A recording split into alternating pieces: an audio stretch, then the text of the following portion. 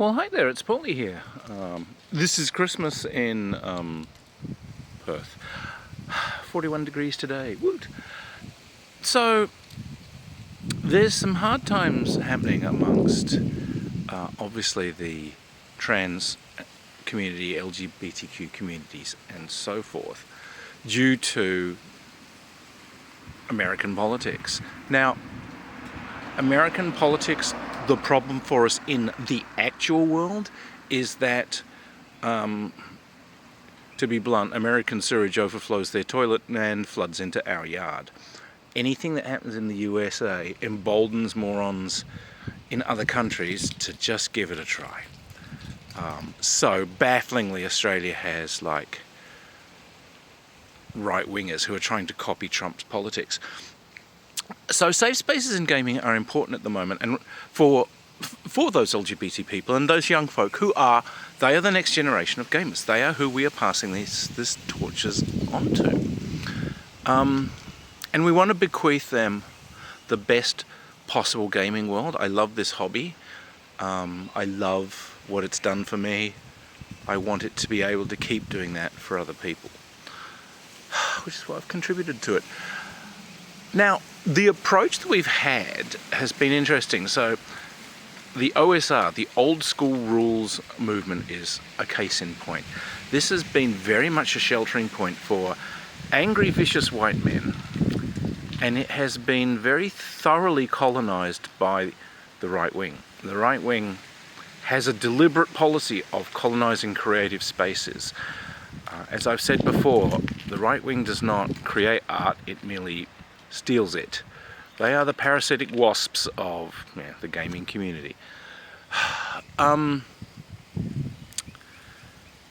So OSR has sort of allowed itself to gain a reputation as a cesspit of angry old white men, which is not true, because it's filled with some of the most creative, some of the most forward-thinking and fun people in the entire role-playing game hobby.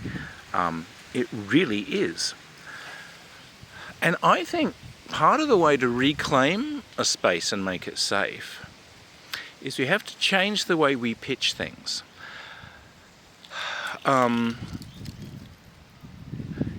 So for one thing, what we normally do is mock right-wing figures and tear them down.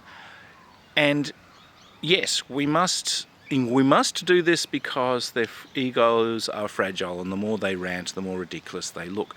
But they do thrive on the attention. So, in many ways, what we need is a more silent shutdown of these people, to make sure distributors do not carry them, to make sure that their voices aren't repeated. Some of them have a habit of literally brigading. They will go online and organize for groups of people to turn up and bombard social media for them. So we have to be vigilant, not to argue with those voices, but to shut them down, to remove them. Free speech! No, free speech, If you are attempting literally to subvert something and destroy it, screw your free speech. This is our space. Piss off. But a thing that I noticed in the American elections, which went so awry, was a mistake in pitching.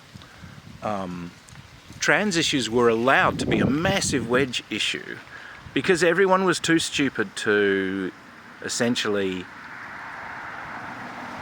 see the alternative ways of breaking that hold. Now, bafflingly, I think the Republican Party turned up spending something like $125 per trans person in the country on its advertising to tell everyone that trans people are somehow responsible for the collapse of their civilization. They can't own a house, you can't afford health payments because trans people, and somehow migrants are in there tied up with us. But there is a real struggle out there. The massive wealth inequality is only growing, and there actually is a billionaire class, which truly is our enemy. So the secret is not to shake your fists and say, trans people are great and you guys are just simply vile and unspeakable and crazy. The trick is to tie the two struggles together. Instead of making trans people different, make them just like you. These trans people are going through the same struggles you are. They're having to pay terrible prices for health. They're being shut out, they're losing their jobs, they're desperately unable to meet groceries. They're the same as you. We share the same struggle. Who's behind it? What changes do we demand to make life better for everyone? Sounds very Marxist of me, but what the hell? Yeah, class struggle is the way to do it, because we need to stop the othering of the trans community, and we're just people. And so, yes, so in the games spaces, that kind of has to be the way we control and handle it. Sure, as those idiots burst in and do their rants on social media, they always have their toxic stuff. I think the message that we have to keep putting through is that these people, trans, are just people going through terrible struggles the way the rest of us are. Why are you simping for the people who are causing the trouble? Why are you whipping up support for the people who are making our groceries cost so much? Who are evicting us from our houses? Who are costing you Americans so much in health fees? I think they have to be repositioned as, you know, a class enemy. And that, I think, is the message that will remove their power to do harm. The more they're seen as being part of the problem that they are claiming to fight, because they're the mighty warriors that are going to stop everybody from paying too much for eggs. Reposition them as the ones responsible for making those prices hike up.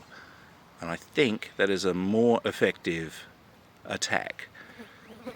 Take this from a 61-year-old socialist who's run many a political campaign.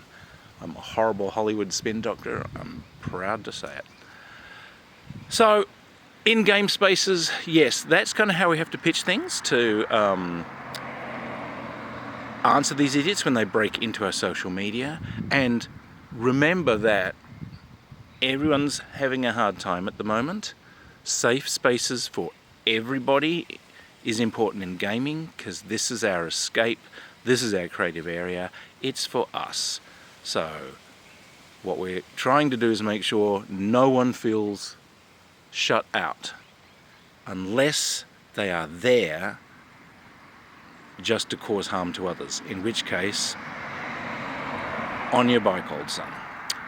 Anyway, a few thoughts on a sunny day in Perth just before Christmas. Blue skies, whee! Alright, cheers everyone, bye!